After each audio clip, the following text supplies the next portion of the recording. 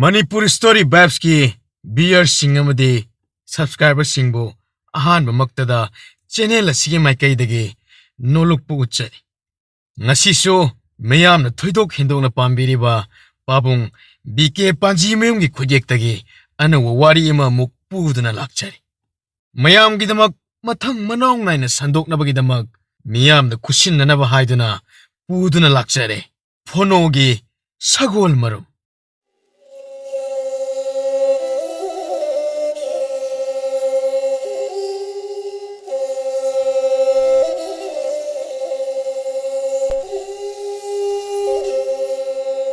Haina mamangaida khungang amada atangba kauba angang ama leiram sahardagi thapna leibana khungang adugi miyoi singna nongmata sahar yauna chatpa phangnade atangba mama mapana amatta pokchaba macha nupani phanu kuina macha yaroktraba matungda kaina thangda macha ama phangjare yamna tangna poi haiduna mama mapana atangba haina mingthole mi amana haibada hekta thajaganba yamna chamjaba atopada akaiba tawdaba mina mangonda aran ahui tawraklabaso atangbana nongmata waroba sauningba uttaba angang amakhakni mabuk yamna senge oidaba ngangdi yamna kigandaba masagi mathawdadi pukning changdaba angang amakhakni mamanaba pumba Mahai tampham sang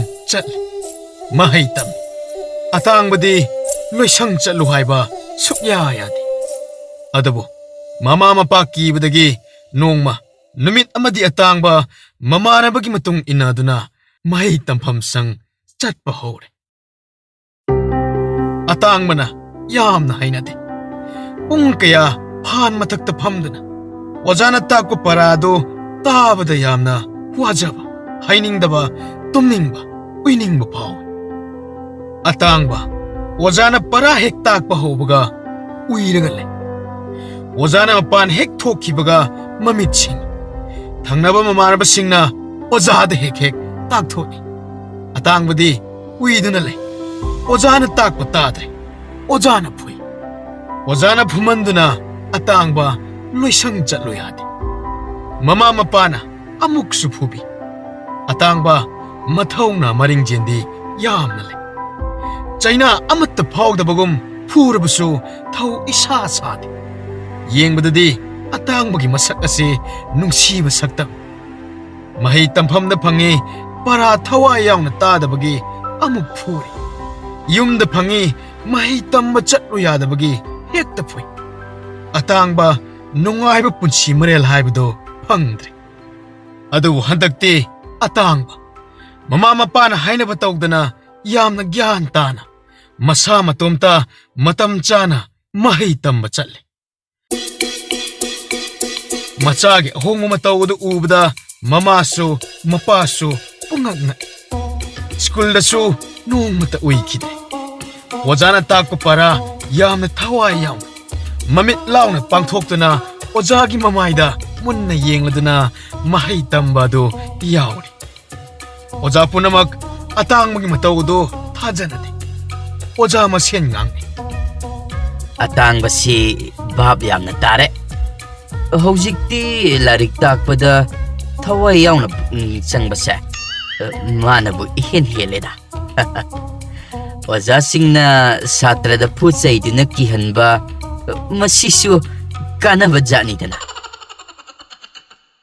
matam chan school challi nong mat school kadaba yawdi mama mapaso machagi hong malakpa da ubada harau jare mama mapana made ojana khalliba punamak una taina wangaktani nong mata atangba para phaw haibada phade ojana takliba singado mana kari suloksin thawai yauna mamit kuptaba makhai ojaga mayoknabagi wan takliba singado mabudida hanjin banate wajana kari takhibano haiba mahakna pareng ama phawba khangde sundrang amadani magi waka mahai tamphamda pukning chan langdab angangni haiduna oja pummana atangbabu luna tawi mahai tambade ꯅꯨꯡꯇꯤꯒꯤ ꯆꯠꯂꯤ ꯄꯥꯔꯥꯗꯤ ꯅꯣꯡꯃꯇ ꯐꯥꯗꯦ ꯌꯨꯝꯗꯁꯨ ꯑꯇꯥꯡꯕ ꯂꯥꯏꯔꯤꯛ ꯄꯥꯔꯣꯗꯅ ꯃꯃꯥ ꯃꯄꯥꯅ ꯍꯥꯏꯔꯕꯁꯨ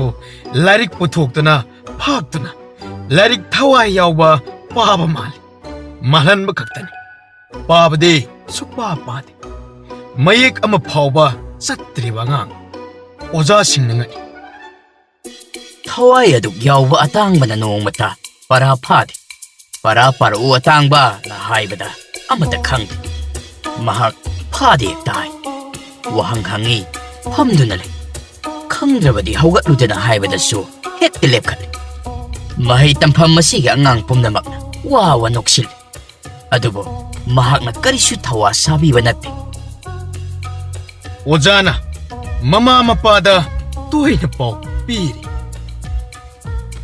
ꯏꯇꯩꯃ ꯑꯇꯥꯡꯕꯁꯤ ꯊꯋꯥꯏ ꯌꯥꯝꯅ ꯌꯥꯎꯕ ꯁꯥꯇ꯭ꯔꯅꯤ ꯑꯉꯥꯡꯁꯦ ꯌꯨꯝꯗꯁꯨ ꯈꯔ ꯍꯣꯠꯅꯍꯟꯕꯤꯌꯨ ꯏꯇꯩꯃ ꯐꯥꯔꯤꯕ꯭ꯔꯥ ꯐꯥꯗ꯭ꯔꯤꯕ꯭ꯔꯥ ꯈꯪꯗꯦ ꯅꯣꯡꯃꯇ ꯄꯔꯥ ꯃꯇꯦꯛ ꯑꯃꯠꯇ ꯄꯥꯎ ꯌꯥꯗꯦ ꯃꯍꯥꯛꯅ ꯂꯥꯏꯔꯤꯛ ꯇꯝꯕ ꯂꯥꯛꯄꯒꯤ ꯆꯥꯡꯗꯤ ꯑꯉꯥꯡ ꯄꯨꯝꯅꯃꯛꯇꯒꯤ ꯑꯇꯥꯡꯕ ꯃꯍꯥꯛꯅ ꯏꯍꯦꯟ ꯍꯦꯜꯂꯤꯗꯣ ꯏꯇꯩꯃ ꯌꯨꯝꯗꯗꯤ ꯂꯥꯏꯔꯤꯛꯀ ꯑꯣꯔꯥꯏꯕ ꯅꯠꯇꯦꯗ ꯑꯣꯖꯥ ꯈꯪꯗꯦꯗ ꯑꯣꯖꯥ ꯅꯨꯡꯇꯤꯒꯤ ꯂꯥꯏꯔꯤꯛ ꯐꯥꯛꯇꯣꯛꯇꯨꯅ ꯄꯪꯄꯥꯗ ꯄꯥꯏ ꯊꯕꯛ ꯑꯃꯠꯇ ꯌꯥꯎꯍꯟꯕ ꯅꯠꯇꯦ ꯏꯆꯥꯁꯨ ꯃꯊꯟꯇꯅꯤ ꯃꯉꯣꯟꯗ ꯀꯔꯤꯁꯨ ꯁꯨꯍꯟꯕꯁꯨ ꯅꯠꯇꯦ ꯑꯩꯈꯣꯏꯁꯨ ꯚꯥꯞ ꯇꯥꯗꯦ ꯃꯥꯒꯤ ꯃꯑꯣꯡꯁꯤ ꯅꯥꯇ꯭ꯔꯪ ꯑꯃ ꯏꯇꯧ ꯇꯧꯏ ꯇꯧ ꯍꯥꯏꯕꯗꯨꯗꯪ ꯇꯧꯏ ꯃꯁꯥꯅ ꯈꯪꯅ ꯀꯔꯤꯝꯇꯁꯨ ꯇꯧꯗꯦ ꯃꯇꯣꯝꯇ ꯇꯨꯃꯤꯟꯅ ꯄꯪꯂꯩꯗ ꯂꯩ ꯃꯃꯥꯟꯅꯕꯁꯤꯡꯅ ꯂꯛꯅꯕꯤꯕ ꯇꯥꯕꯗ ꯑꯩꯈꯣꯏꯁꯨ ꯏꯆꯥꯅꯤꯅ ꯅꯨꯡꯉꯥꯏꯇꯦ ꯃꯃꯥꯟꯅꯕ ꯅꯠꯇꯕ ꯃꯉꯣꯟꯗꯒꯤ ꯌꯥꯝꯅ ꯑꯉꯥꯡ ꯑꯣꯏꯕ ꯁꯥꯇ꯭ꯔꯁꯤꯡ ꯑꯄꯪ ꯁꯣꯅꯣ ꯁꯨꯕ ꯍꯥꯏꯗꯅ ꯑꯩꯈꯣꯏꯅꯁꯨ ꯍꯦꯛ ꯍꯦꯛ ꯂꯛꯅꯕꯤꯔꯤꯕꯅꯤ ꯏꯇꯩꯃ ꯑꯇꯥꯡꯕꯁꯤ ꯑꯐꯕ ꯑꯉꯥꯡꯗꯤ ꯑꯣꯏꯍꯟꯅꯤꯡꯉꯦ ꯑꯩꯗꯤ ꯃꯍꯩ ꯂꯣꯏꯁꯪꯗ ꯅꯤꯜ ꯈꯣꯡꯗꯦ ꯑꯇꯣꯞꯄ ꯃꯃꯥꯟꯅꯕ ꯀꯀꯥ ꯇꯧꯗꯦ ꯏꯇꯩꯃ ꯌꯥꯝꯅ ꯃꯔꯨ ꯑꯣꯏꯔꯤꯕ ꯑꯃꯅ ꯃꯍꯩꯁꯨ ꯃꯍꯥꯛꯇꯤ ꯇꯝꯕ ꯁꯨꯡꯂꯦꯞ ꯂꯦꯞꯇꯦ ꯑꯣꯖꯥꯁꯤꯡꯅ ꯃꯃꯥ ꯃꯄꯥꯅ ꯑꯐꯕ ꯑꯣꯏꯍꯟꯅꯤꯡꯂꯕꯁꯨ ꯑꯇꯥꯡꯕꯗꯤ ꯂꯥꯏꯔꯤꯛꯇ ꯄꯨꯔꯥ ꯂꯣꯏ ꯃꯍꯩ ꯇꯝꯕ ꯆꯠꯇꯕ ꯅꯨꯃꯤꯠꯇꯗꯤ ꯂꯩꯀꯥꯏ ꯂꯥꯟꯅ ꯁꯥꯟꯅꯕ ꯆꯠꯂꯤ ꯁꯥꯟꯅꯕ ꯍꯧꯈ꯭ꯔꯕꯗꯤ ꯆꯥꯛ ꯆꯥꯒꯅꯤ ꯊꯛꯀꯅꯤ ꯄꯨꯡꯀꯥꯎ ꯀꯥꯎꯏ ꯃꯃꯥꯅ ꯀꯣꯏꯀꯧ ꯀꯧꯅꯤ ꯃꯃꯥꯅꯁꯨ ꯃꯁꯤꯡ ꯅꯥꯏꯗꯅ ꯐꯨꯏ ꯀꯔꯤꯁꯨ ꯊꯋꯥ ꯁꯥꯕꯤꯗꯦ ꯃꯍꯩ ꯇꯝꯕ ꯆꯠꯄꯒꯤ ꯂꯝꯕꯤꯗ ꯃꯍꯥꯛꯅ ꯎꯗ꯭ꯔꯤꯕ ꯄꯣꯠꯁꯛ ꯊꯧꯗꯣꯛ ꯋꯥꯊꯣꯛ ꯍꯦꯛ ꯊꯦꯡꯅꯕꯗ ꯌꯦꯡꯗꯨꯅ ꯍꯦꯛꯇ ꯂꯩꯊꯣꯛꯏ ꯑꯍꯜ ꯑꯅꯤ ꯑꯍꯨꯝ ꯐꯝꯗꯨꯅ ꯋꯥꯔꯤ ꯁꯥꯟꯅꯔꯝꯂꯕꯁꯨ ꯃꯅꯥ ꯊꯥꯡꯒꯠꯇꯨꯅ ꯇꯥꯗꯨꯅ ꯂꯩꯊꯣꯛꯏ ꯃꯗꯨꯒꯨꯝꯕꯗꯗꯤ ꯄꯨꯛꯅꯤꯡ ꯆꯪꯏ ꯀꯧꯒꯟꯗꯦ ꯑꯍꯟ ꯑꯃꯅ ꯑꯗꯨ ꯍꯥꯏꯍꯧꯏ ꯃꯤ ꯑꯃꯅ ꯊꯕꯛ ꯑꯗꯨ ꯇꯧꯍꯧꯏ ꯑꯅꯧꯕ ꯄꯥꯎ ꯑꯃ ꯇꯥꯕꯗ ꯃꯃꯥ ꯃꯄꯥꯗ ꯍꯣꯠꯆꯤꯟꯗꯅ ꯇꯝꯃꯤ ꯄꯥꯎ ꯇꯝꯕꯗꯗꯤ ꯃꯔꯤꯛ ꯆꯨꯝꯃꯤ ꯄꯔꯤꯈ꯭ꯌꯥ ꯍꯥꯏꯗꯣꯛꯄ ꯈꯨꯗꯤꯡ ꯕꯤꯁꯣꯏ ꯑꯃꯠꯇ ꯃꯥꯏ ꯄꯥꯛꯄ ꯉꯝꯗꯦ ꯑꯣꯖꯥꯅ ꯃꯥꯕꯨ ꯅꯨꯡꯁꯤꯗꯨꯅ ꯃꯍꯥꯛꯀꯤ ꯐꯪꯐꯝ ꯊꯣꯛꯄ ꯁꯔꯨꯛ ꯑꯗꯨꯕꯨ ꯍꯦꯛ ꯍꯦꯛ ꯄꯤꯕꯤꯗꯨꯅ ꯃꯊꯪꯒꯤ ꯃꯍꯩꯒꯤ ꯊꯥꯛꯁꯨ ꯑꯃꯨꯛ ꯀꯥꯍꯜꯂꯤꯕ ꯃꯥꯅ ꯏꯔꯝꯕ ꯄꯔꯤꯈ꯭ꯌꯥꯒꯤ ꯆꯦ ꯑꯗꯨ ꯑꯣꯖꯥ ꯃꯁꯦꯜ ꯄꯨꯟꯁꯤꯟꯗꯅ ꯌꯦꯡꯉꯤ ꯄꯥꯎꯈꯨꯝ ꯈꯨꯗꯤꯡꯃꯛ ꯆꯞ ꯃꯥꯟꯅꯩ ꯑꯣꯖꯥ ꯃꯁꯦꯜ ꯍꯪꯅꯩ ꯑꯣꯖꯥꯒꯤꯁꯨ ꯁꯒꯣꯜ ꯌꯦꯛꯄ꯭ꯔꯥ ꯑꯣꯖꯥꯒꯤꯁꯨ ꯁꯒꯣꯜ ꯌꯦꯛꯄ꯭ꯔꯥ ꯌꯦꯛꯏ ꯑꯩꯒꯤꯁꯨ ꯌꯦꯛꯏ ꯄꯔꯤꯈ꯭ꯌꯥꯒꯤ ꯋꯥꯍꯪ ꯆꯦ ꯑꯗꯨ ꯍꯟꯅ ꯌꯦꯡꯂꯨꯗꯦ ꯊꯋꯥꯏ ꯇꯥꯅ ꯌꯥꯝꯅ ꯄꯨꯛꯅꯤꯡ ꯆꯪꯅ ꯁꯒꯣꯜ ꯑꯃ ꯌꯦꯛꯅꯕꯒꯤꯗꯃꯛ ꯍꯣꯠꯅꯕ ꯑꯁꯤꯇꯅꯤ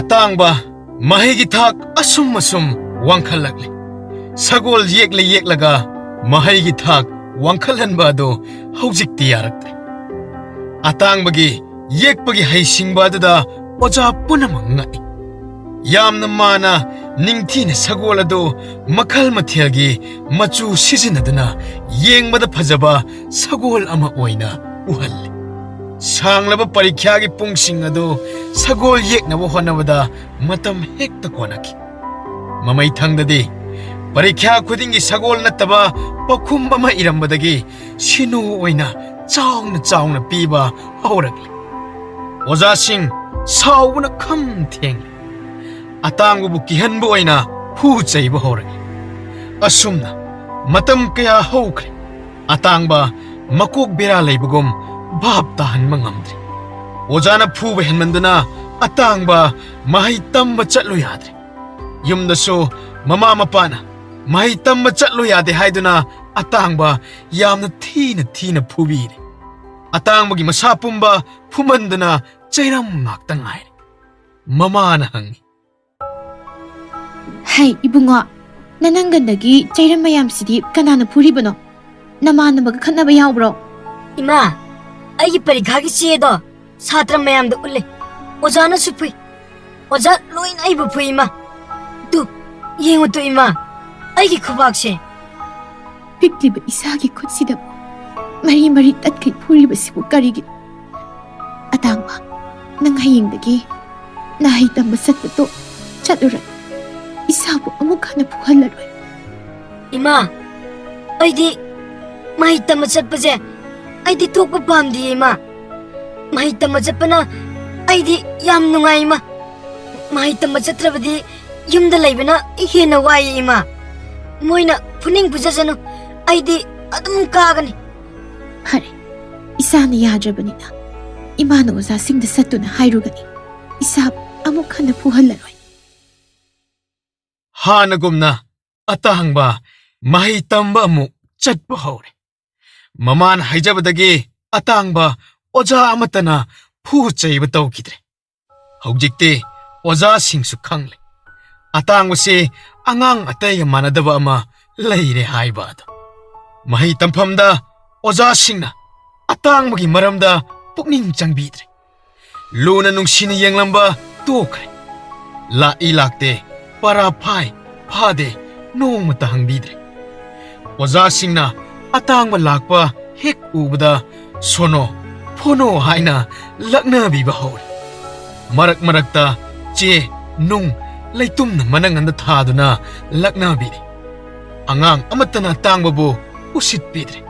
Sono phono haina yamna hantana yengbide. Atangba karisuna sungbide. Sauksu saubide. Angang kharana atangbada sono phono haiduna laknabada tabadagi angang loina sono phono haina kaubire. Atangba haiba maming takidre. Sono phono haiduna adumak atangbagi ming onkre. Mayumdasu mama mapana asumna hehek mabu chairi. Hey, sono phono oina tawradana. Yan yawdaba apangba. Hey, but! Nangbu, namanaba pumbana phono haina kaubiribadu chapchai ko nangbu tangna phangi haidana atangba kaurubasigi sono phono kaubadu matik chai ko nang haribasigi nang. Mahi tamfamda ojana atangba lakpra haina nong phadok hangbada satra makhaina atangbadi lakte sono di lai khumlam. Mayam wa hekta nuksan. Matau aduda oja singsu nokpa yaure. Haujikte atangba ojana phubidre. Parasu hangbidre ma yamna nungai. Oja phawna sono haina kaudana laknaba yaure.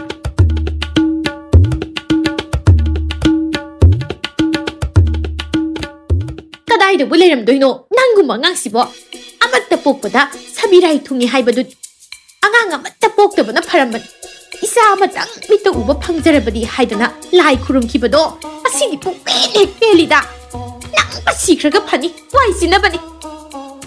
Atangba karisu nuaitaba tawde. Thau suksa sade. Pijare sagani pijadre tokani. Atangbagi punsi top topa tongan mahing. Mahi tamfamda sanabungda mamanabasingna kakka manada makokta laitumna kukapina. Mataman siemada sagolama yeklaga yerum mama koirok koini yeklaga phunogi mananganda thechil. Aduga madu yenglaga mayamna hauna wa noi. Phonogi sagol marum chawi he. Phonogi sagol marum chawi ko haiduna paglak talaknabi. Phono thau sade. Nangi sagol haina palakpada atangmana sawdi lairadana harau bugum taw. Hojikti atang bahaiba maming pura mut. Phono haina mayamna khangnak. ꯃꯍꯥꯛꯀꯤ ꯃꯃꯤꯡ ꯑꯉꯥꯡ ꯑꯍꯟ ꯈꯥꯛꯇꯅ ꯐꯣꯅꯣ ꯍꯥꯏꯅ ꯀꯧꯈ꯭ꯔꯦ꯫ ꯃꯌꯨꯝꯗꯁꯨ ꯃꯃꯥ ꯃꯄꯥ ꯐꯥꯎꯕ ꯐꯣꯅꯣ ꯍꯥꯏꯅ ꯀꯧꯕꯒꯤ ꯍꯩꯅꯕꯤ ꯑꯣꯏꯈ꯭ꯔꯦ꯫ ꯆꯥꯛ ꯆꯥꯕ ꯀꯧꯔꯕꯁꯨ ꯃꯃꯥꯅ ꯑꯁꯨꯝꯅ ꯍꯦꯛꯇ ꯀꯧꯏ꯫ ꯍꯩ ꯐꯣꯅꯣ ꯇꯊꯤꯕꯨꯡ ꯆꯥꯔꯣ ꯂꯥꯎ ꯌꯥꯝ ꯌꯥꯝ ꯆꯥꯁꯤꯜꯂꯨ ꯁꯣꯅꯣ ꯆꯨꯕ ꯍꯦꯟꯅꯕ ꯆꯥꯁꯤꯜꯂꯨ꯫ ꯐꯣꯅꯣꯒꯤ ꯅꯣꯡꯃꯒꯤ ꯁꯣꯏꯕ ꯌꯥꯗ꯭ꯔꯕ ꯃꯊꯧ ꯍꯥꯏꯕꯕꯨ ꯆꯤꯡꯌꯥꯗꯒꯤ ꯁꯤꯡ ꯃꯄꯨꯟ ꯃꯆꯥ 2-3 ꯅꯨꯃꯤꯗꯥꯡ ꯋꯥꯏꯔꯝ ꯍꯦꯛ ꯍꯦꯛ ꯂꯧꯁꯤꯟꯕ ꯑꯗꯨꯒ ꯁꯪꯒꯣꯏꯗ ꯊꯝꯕ ꯃꯁꯤꯅ ꯂꯣꯏꯔꯦ꯫ ꯆꯠꯄ ꯌꯥꯕ ꯁꯥꯟꯅꯕ ꯌꯥꯕ ꯁꯥꯟꯅꯔꯨꯔꯕꯁꯨ ꯁꯤꯡ ꯂꯧꯁꯤꯟꯕꯗꯤ ꯀꯥꯎꯗꯦ꯫ ꯐꯣꯅꯣꯒꯤ ꯄꯨꯟꯁꯤ ꯃꯔꯦꯜ ꯑꯁꯤ ꯑꯉꯥꯡ ꯑꯃꯠꯇꯅ ꯇꯝꯕ ꯉꯝꯕ ꯃꯥꯒꯤ ꯅꯤꯡꯉꯥꯏꯗꯕ ꯃꯤꯅ ꯍꯥꯏꯕ ꯈꯨꯗꯤꯡ ꯍꯦꯛꯇ ꯊꯥꯖꯕ ꯁꯥꯎꯒꯟꯗꯕ ꯀꯅꯥꯗꯁꯨ ꯑꯀꯥꯏꯕ ꯇꯧꯗꯕ ꯑꯁꯤꯅꯤ꯫ ꯄꯥꯈꯣꯟ ꯁꯤꯕ ꯍꯦꯛꯇ ꯌꯥꯏ ꯇꯧ ꯍꯥꯏꯕꯗꯨ ꯇꯧꯗꯅ ꯇꯣꯛꯇꯦ꯫ ꯍꯣꯏ ꯆꯠꯂꯨꯒꯦ ꯄꯨꯔꯛꯀꯦ ꯃꯁꯤ ꯉꯥꯛꯇꯅꯤ꯫ ꯅꯣꯡꯃꯗꯤ ꯐꯣꯅꯣꯒ ꯈꯔ ꯍꯦꯟꯅ ꯅꯛꯁꯤꯟꯅꯅ ꯇꯤꯟꯅꯖꯕ ꯃꯃꯥꯟꯅꯕ 마부 카라농 시비바 마이로의 아마나 보노 넌기 사골 마룬 꼬끄다바 그냥 왔리 아이기디 사골 실랬더나 넌부 사골 마룬 우러브러 우디 넌부 우러브러 아이디 사골디 우레 사골기 와리 사로보다 보노 사골기 마람다 몬드랑 사나바 호락리 사골 아마땅 레이라브디 눅아이가니다 칸자드나 tumba 파오바 사골기 망악다니 망리바 마망다 포노나 사골 마차마가 람항다 팜드나 꾸시엔 시에나라미 사골니 마타오도 포노나 마틴 쪼바 마카이 눅아이니 앵자라미 사골기 마라이박 빠이드나 난기 핵다오바가 미캅 캉톡토이 포노 마투아이 눅아이람디 마망다 우키바 사골 마차도 마기 마미따 우두나따 레이람 포노 마치 마치다 웅두나 팜바 사골기 사옹차다 마마이 마나 마밋 와칼 따오드나 눅아이따나 라가 아마다 레이토이 마마 마빠나 마차기 마따오드다 포노부 ngaurabra nangbo hangjari pono kari supo kumpidi mama mapana sinarama thabakti mahak soide larik tau haibadani mahak na yadriba mama ithangda larik su oi oiraro haiduna pono mahai tamba chalandre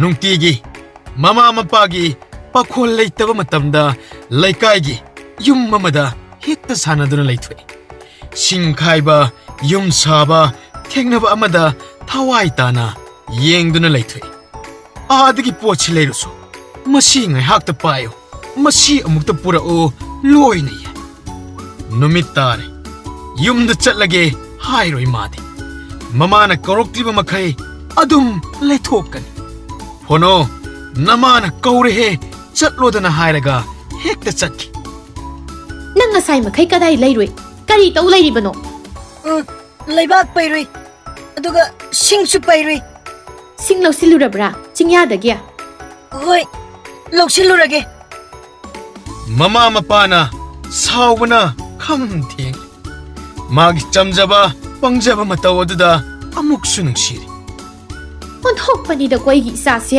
ꯐꯨꯔꯦ ꯆꯩꯔꯦ ꯉꯥꯡꯂꯦ ꯀꯣꯟꯅ ꯍꯦꯛꯇ ꯅꯨꯡꯉꯥꯏꯇꯕ ꯃꯁꯥꯒꯤ ꯑꯣꯏꯖꯕ ꯈꯪꯗꯦ ꯃꯤꯒꯤ ꯃꯄꯣꯠꯇꯤ ꯅꯣꯡꯃꯇ ꯍꯨꯔꯥꯟꯗꯦ ꯑꯣꯏꯗꯕ ꯃꯤꯅꯝꯕ ꯋꯥ ꯉꯥꯡꯂꯒ ꯃꯥꯒꯤ ꯃꯔꯥꯜ ꯀꯨꯞꯁꯤꯟꯕꯒꯤ ꯇꯥꯠ ꯍꯩꯇꯦ ꯁꯤ ꯍꯥꯏꯔꯗꯤ ꯑꯩꯕꯨ ꯐꯨꯕꯤꯅꯤ ꯆꯩꯕꯤꯅꯤ ꯈꯟꯗꯦ ꯑꯁꯨꯝ ꯑꯗꯨꯗ ꯍꯥꯏꯅꯤ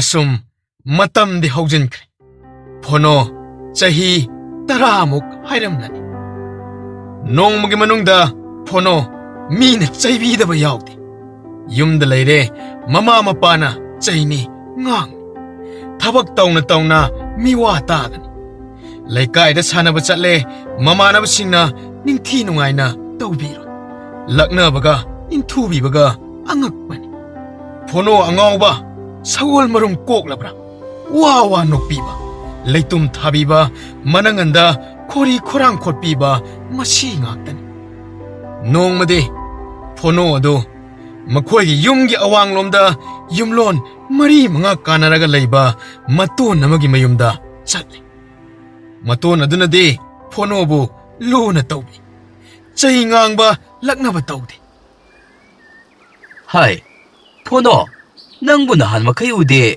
ꯀꯗꯥꯏꯗ ꯆꯠꯂꯨꯔꯦ? ꯁꯤꯗ ꯂꯥꯎ, ꯁꯤꯗ ꯂꯥꯎ꯫ ꯅꯍꯥꯛꯄꯨ ꯂꯥꯏꯔꯤꯛ ꯇꯝꯕꯒ ꯆꯠꯂꯤꯕ꯭ꯔꯣ? 이톤, 아이디 마락마락다 이톤 아이기 수망 파우드는 짤리나. 이톤디 라이수 레이트나 юм다. ꯑꯣ ꯍꯣ ꯍꯣ ꯍꯣ, ꯑꯩꯁꯦ ꯅꯨꯃꯤꯠ 15ꯅꯤꯔꯣꯝ ꯑꯊꯥꯞꯄꯗ ꯂꯥꯡꯐꯩ ꯆꯠꯂꯨꯕꯅꯤꯅꯦ꯫ ꯍꯥꯏ ꯍꯥꯏ ꯐꯣꯅꯣ, ꯅꯍꯥꯛꯁꯦ ꯑꯩꯅ ꯌꯥꯝꯅ ꯅꯨꯡꯁꯤꯕ ꯆꯥꯅꯤꯀꯣ꯫ 이톤, 아이수 이톤 베야나 눅시다. 이톤디 아잉원다 농마타 락나데. 푸수 푸데. 사우나수 옌락데. 미 아타이디 아이부 우라가 락나레. 짜이레 헥다. 라이tum나수 타레 이톤. 그리기노 이톤. 마코이나 아잉원다 아숨 헥다 떨어리세. 하 이톤. ꯃꯈꯣꯏ ꯑꯩꯅ ꯐꯨꯒꯗꯧꯔꯤꯕꯅꯤ꯫ ꯀꯅꯥ ꯀꯅꯥꯅꯣ? ꯃꯁꯛ ꯇꯥꯛꯎ ꯏꯇꯣꯟꯗ꯫ ꯅꯍꯥꯛꯅ ꯀꯔꯤꯁꯨ ꯇꯧꯗꯅ ꯅꯪꯉꯣꯟꯗ ꯂꯛꯅꯕ ꯆꯩꯔꯛꯄ, ꯐꯨꯔꯛꯄ ꯈꯪꯒꯅꯤꯕ꯫ ꯃꯈꯣꯏꯅ ꯀꯔꯤꯒꯨꯝꯕ ꯑꯩꯒꯤ ꯃꯥꯡꯗ ꯍꯦꯛ ꯇꯧꯔꯛꯂꯕꯀꯣ, ꯑꯩ ꯇꯧꯒꯦ ꯌꯦꯡꯉꯨ, ꯏꯇꯣꯟ ꯇꯧꯒꯦ꯫ ꯁꯦ ꯐꯣꯅꯣ, ꯑꯩꯅ ꯍꯥꯏꯕ ꯏꯜꯂꯨꯀꯣ, ꯑꯩꯅ ꯅꯪꯕꯨ ꯁꯣꯏꯗꯅ ꯅꯨꯡꯉꯥꯏꯍꯟꯒꯅꯤ꯫ ꯏꯇꯣꯟꯒꯤ ꯅꯥꯛꯇ ꯅꯨꯡꯇꯤꯒꯤ ꯂꯥꯛꯎ, ꯑꯆꯥ ꯑꯊꯛ ꯄꯤꯖꯒꯅꯤ꯫ ꯅꯨꯡꯇꯤꯒꯤ ꯑꯩꯒ ꯋꯥꯔꯤ ꯋꯥꯇꯥꯏ ꯁꯥꯟꯅꯗꯨꯅ ꯑꯍꯥꯎ ꯑꯊꯨꯝ ꯆꯥꯗꯅ ꯅꯨꯡꯉꯥꯏꯅ ꯂꯩꯒꯗꯣꯏꯅꯤꯅꯦ꯫ ꯍꯣꯏ ꯏꯇꯣꯟ, ꯑꯩ ꯅꯨꯡꯇꯤꯒꯤ ꯂꯥꯛꯀꯦ꯫ ꯌꯦꯡꯉꯨ, ꯑꯩꯈꯣꯏꯒꯤ ꯃꯅꯤꯡꯗ ꯍꯧꯔꯤꯕ ꯁꯣꯡꯂꯤꯕ ꯅꯥꯄꯤ ꯃꯌꯥꯝ ꯑꯁꯦ ꯑꯩꯈꯣꯏ ꯑꯅꯤꯅ ꯁꯦꯡꯗꯣꯛꯄ ꯇꯥꯔꯦ꯫ ꯌꯥꯏꯀꯣ ꯐꯣꯅꯣ? 이톤, ꯑꯩ ꯌꯥꯏꯌꯦ꯫ 이톤 ꯑꯩꯗꯤ 이톤ꯅ ꯍꯥꯏꯕ ꯈꯨꯗꯤꯡ ꯂꯣꯏꯅ ꯏꯟꯅꯤ꯫ ꯍꯧꯖꯤꯛ ꯍꯦꯛꯇ ꯐꯥꯜꯂꯨꯔꯁꯤꯔ 이톤? ꯑꯣ ꯍꯣ ꯍꯣ ꯍꯣ, ꯅꯍꯥꯛꯅ ꯌꯥꯔꯕꯗꯤ ꯌꯥꯝꯅ ꯐꯔꯦ꯫ ꯍꯧꯖꯤꯛꯃꯛ ꯍꯧꯕꯃꯛꯇꯤ ꯍꯧꯈꯤꯒꯨꯝꯁꯤꯀꯣ꯫ ꯑꯗꯣ ꯌꯦꯡꯊꯣꯛꯂꯨꯕꯗꯤ ꯌꯥꯏ꯫ ꯂꯥꯛꯑꯣ ꯂꯥꯛꯑꯣ, ꯍꯥꯏꯐꯦꯠ ꯌꯦꯡꯂꯨꯔꯁꯤ꯫ ꯃꯅꯤꯡꯗ ꯍꯧꯔꯤꯕ ꯅꯥꯄꯤ ꯋꯥꯡꯂꯕ ꯃꯌꯥꯝ ꯑꯗꯨ ꯌꯦꯡꯃꯤꯟꯅꯔꯦ꯫ ꯍꯧꯔꯤꯕ ꯅꯥꯄꯤ ꯃꯌꯥꯝ ꯑꯗꯨ ꯁꯦꯡꯗꯣꯛꯇꯕ ꯆꯍꯤ 4-5ꯔꯣꯝꯗꯤ ꯐꯥꯔꯕ ꯅꯥꯄꯤ ꯉꯥꯛꯇꯅꯤ꯫ ꯑꯌꯥ, 이톤, ꯅꯥꯄꯤ ꯃꯌꯥꯝꯁꯤꯗꯤ꯫ ꯌꯦꯡꯉꯣ 이톤, 아다 와사 ꯃꯔꯛꯇ ꯄꯥꯜꯂꯤꯕꯁꯤ ꯀꯔꯤꯅꯣ? 3 ꯁꯨꯏꯅꯦ꯫ 4-5 ꯁꯨꯏ꯫ ꯐꯖꯩꯍꯦ 이톤, ꯆꯥꯎꯏꯍꯦ꯫ ꯀꯗꯥꯏꯅꯣꯅꯦ ꯀꯗꯥꯏꯅꯣꯅꯦ? ꯑꯩꯗꯤ ꯎꯕꯨ ꯎꯗꯦꯅꯦ꯫ ꯇꯨ ꯑꯥꯗ ꯄꯥꯜꯂꯤꯕꯁꯦ 이톤, ꯇꯨ ꯃꯔꯤ ꯆꯠꯂꯤꯕꯁꯦ꯫ ꯀꯗꯥꯏꯅꯣꯅꯦ? ꯎꯗꯦꯅꯦ꯫ ꯀꯔꯤꯅꯣ ꯁꯤꯕꯨ 이톤? ꯍꯩꯃꯥ, ꯑꯁꯤꯕꯨ ꯅꯪꯕꯨ ꯑꯃꯨꯛꯇ ꯎꯗ꯭ꯔꯤꯕ꯭ꯔꯣ? ꯅꯍꯥꯛꯁꯤ ꯑꯁꯤ ꯐꯥꯎꯕ ꯈꯪꯗꯕ?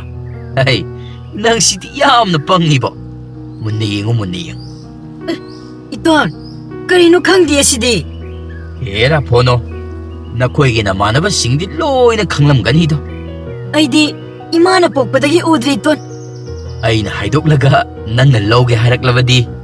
ꯑꯩꯅ ꯄꯥꯝꯗ꯭ꯔꯕꯗꯤ ꯂꯧꯒꯦ ꯍꯥꯏꯔꯣꯏꯗ 이톤. ꯄꯥꯝꯂꯕꯗꯤ ꯍꯥꯏꯅꯤꯌꯦ꯫ ꯑꯁꯤꯕꯨ ꯀꯔꯤ ꯀꯧꯕꯒꯦ 이톤?